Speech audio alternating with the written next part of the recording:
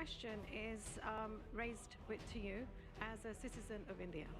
I am feeling wretched about the state of my country. My father was an RSS man, proudly so. He would not recognize the country, bless his soul. For those of us who are outside of India, how can we engage? How can we re-empower our democracy? नमस्कार, स्वागत है आपका the pamphlet में। ये सवाल एक NRI Malini Mehra ने राहुल गांधी से उनके चेतम हाउस इंटरैक्शन में राहुल गांधी से पूछा, जिसका जवाब देते हुए गांधी ने कहा, When you express yourself, what you said about your father being in the RSS and about him not recognizing our country, in this conversation itself is a very powerful thing. Because for me to say it, people might feel, he might be biased. But for you to say it, it has a totally different impact. Malini Mehra और राहुल गांधी का यह सवाल जवाब social media पर viral है। इसे राहुल गांधी ने अपने ट्विटर हैंडल से भी शेयर किया है। हम आपको बताते हैं कि संवाद में आरएसएस पर चर्चा करने की आवश्यकता क्यों पड़ी।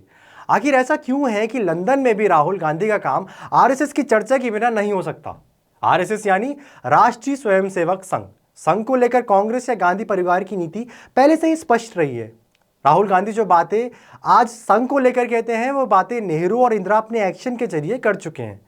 पंडित नेहरू ने वर्ष 1948 में संघ पर प्रतिबंध लगाया, तो उनकी बेटी इंदिरा ने वर्ष 1975 में इस परंपरा को आगे बढ़ाया। चूंकि तब वो सत्ता में थे तो सीधे प्रतिबंध लगा दिया, लेकिन आज सत्ता में नहीं है तो इस तरह का प्रपंच रच रहे हैं। प्रपंच भी स्क्रीन प्ले लिखकर, बाकायदा प्रायोजित।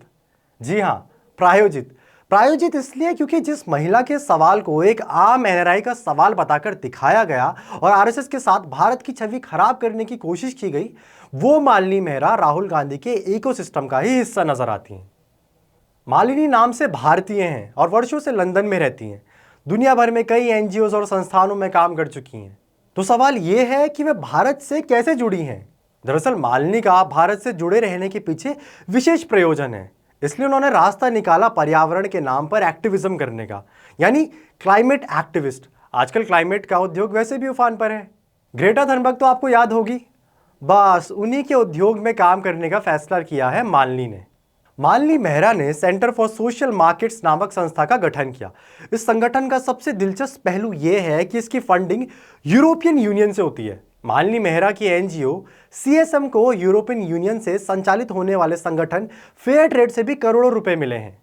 ये वही फेयर ट्रेड है जो जॉर्ज सोरोस के ओपन सोसाइटी फाउंडेशन के साथ भी साझेदार हैं। देखिए, आ गया ना जॉर्ज सोरोस का नाम। ऐसा ही होता है, चूंकि भारत में चुनाव दूर नहीं है, इसलिए आप कहीं से भी चलेंगे तो जॉर्ज सोरोस पर ही जाकर रुकेंगे। वैसे भी राहुल गांधी जहां जहां, जॉर्ज सोरोस वहां। खैर, आरएसएस पर खुली बहस हो सकती है, लेकिन फिर सवाल तो यह है कि भारत और आरएसएस की छवि बिगाड़ने के लिए क्या दुनिया के समक्ष निजी रिश्तों का सहारा लेना पड़ेगा। राहुल गांधी द्वारा शेयर किए गए वीडियो में मालिनी मेहरा कहती हैं कि उनके पिता आरएसएस में थे और उन्हें देश पर गर्व था, मगर आज वो देश को पहचान नहीं पाते। सच्चाई यह है कि उनके पिता अब जीवित ही नहीं हैं। मालिनी मेहरा बनाम दिल्ली सरकार केस में हाई कोर्ट के आदेश के अनुसार जानकारी मिलती है कि मालिनी मेहरा के पिताजी माधोलाल मेहरा की 2 मार्च 2011 को ही मृत्यु हो गई थी। उनका आरएसएस से जुड़े होने का कोई प्रमाण नहीं मिलता। राष्ट्रीय स्वयंसेवक संघ विश्व का एक सबसे बड़ा संगठन है, इसलिए इतने बड़े संगठन में किसी व्यक्ति का जुड़ना या ना जुड़ना उल्लेखित रहता भी नहीं है। मालिनी मेहरा को यह भी सवाल खुद से पूछना चाहिए कि अगर उसके पिताजी आरएसएस में थे और वे अपनी विचारधारा से कथित तौर पर लिबरल थी, तो फिर ये तो उनके सपनों का भारत कहा जा सकता है, जिसमें एक ही परिवार में 2 भिन्न विचारधारा के लोग रह रहे थे। राहुल गांधी के इस राजनीतिक पर्यटन के बाद ही मालिनी मेहरा को याद आया कि उनके घर में विरोधाभास पल रहा था और यह उन्हें असहज करता है। महत्वपूर्ण यह है कि जो मालिनी मेहरा अपने पिताजी को आगे रखकर राहुल गांधी के एजेंडा को साधने में उनकी मदद कर रही हैं, वे वर्ष 2003 से ही अपने पिता के खिलाफ ही रही हैं। द गार्जियन के अनुसार एक विवाद के बाद वे अपने पिता माधव मेहरा की निंदा करती हैं और कहती हैं कि उनका तो इतिहास ही गुमराह करने वाला एवं भ्रामक रहा है और वे ऐसी स्थिति में नहीं है कि किसी को ईमानदारी या शासन के बारे में व्याख्यान दे सकें। आप अंदाजा लगा सकते हैं कि जो बेटी वर्ष 2003 में ही अपने पिता को स्वयं से अलग कर चुकी हो, आज 20 वर्ष बाद उन्हें याद करने की जरूरत क्यों पड़ गई। जरूरत इसलिए पड़ी क्योंकि जिस सत्ता परिवर्तन का कार्य एक इकोसिस्टम देश में संवैधानिक और असंवैधानिक तरीकों से नहीं कर पा रहा है, वह इकोसिस्टम अब देश से बाहर मदद के लिए झांक रहा है।